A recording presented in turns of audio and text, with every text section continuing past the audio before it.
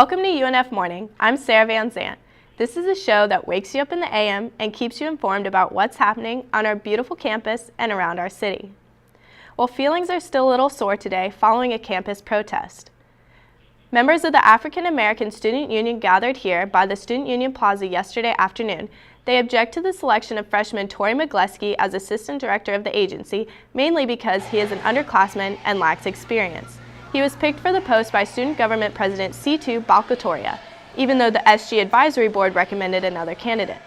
McGleskey is also Caucasian. The AASU Stanford Taylor says overruling the Advisory Board's recommendation exposes a larger issue. I think we'll gain awareness. A lot of the things that were said in the Senate meeting on Monday reflected how they view the students.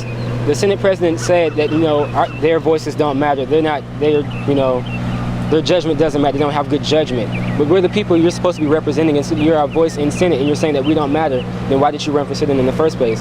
That's why I feel that SG needs to be exposed so that students know who to vote for and who not to vote for, and make sure they base people off of qualifications. And then they also challenge the president. You can't carry out appointments such as this based on somebody's race or what you think might diversify the agency. We've always been diverse. He just wouldn't know because he never came to an event. The advisory board recommended another candidate, Krista Merricks, for the post. However, we've been unable to reach an SG representative for its perspective, but we'll keep trying. And when we do, we'll include the update on our Facebook page. If you're looking for something to do for dinner tonight, the UNF Child Development Research Center has partnered with the Chick-fil-A at the St. John's Town Center. And tonight from 5 to 8 p.m., a majority of revenue made from the UNF community will be donated to the parents' organization at the Child Development Research Center. Make sure to tell the cashier that you are with UNF. Also, tomorrow night, UNF sorority Alpha Kappa Alpha will be hosting Pink Friday, a fashion show and model competition. The fashion show will raise awareness and funds for the fight against heart disease, which is still the #1 killer of women. The event will be held in the UNF Student Union ballrooms at 8:30 p.m.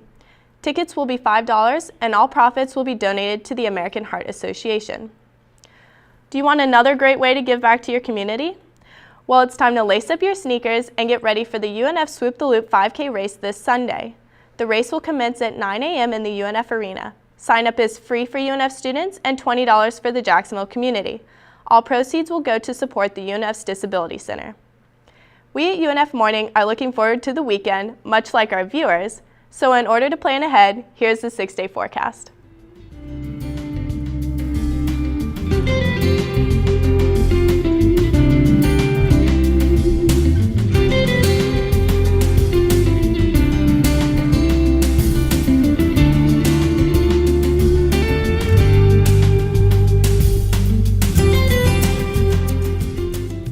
The University Police Department investigated a dorm burglary on Wednesday.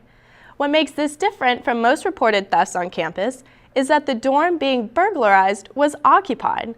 When the resident questioned the suspect about why he was in the room, the suspect replied, "I thought this was Jesus' room." Once the suspect left, the resident noticed that several electronics and entertainment products had been taken. Eventually, UPD tracked down the missing items and encourages all UNF dorm residents to lock their doors.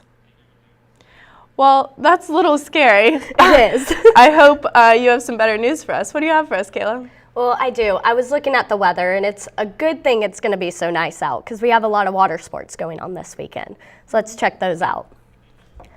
The UNF swim and dive teams will travel to Athens, Georgia this week to compete in the Coastal Collegiate Swimming Association's championship. UNF placed 4th in last season's meet and set 10 new school records. This year, they enter into the meet with one of the youngest rosters in school history. However, expect the young team to hold their own. Last season, sophomore Julia Muma earned all CCSA honors in the 3-meter dive. For fans who would like to watch the action, you can tune in to the live video stream online and look at our Facebook link for the page. UNF surf team is looking to take down arch rivals UCF this weekend in Bethune Beach. The Ospreys will be competing in the National Scholastic Surfing Association's Collegiate Division. UNF's A team consists of 6 men, 2 women, and 1 longboarder, and is currently ranked 4th in the NSSA Southeast Conference. Surfers compete individually to accumulate points, which are then added up to determine the winning team. UNF won last month's event and needs to place in the top 3 this weekend to make up for the 2 contests they missed in the middle of the season. If they can do this, they will be well on their way for qualifying for the Eastern Surfing Championships this spring.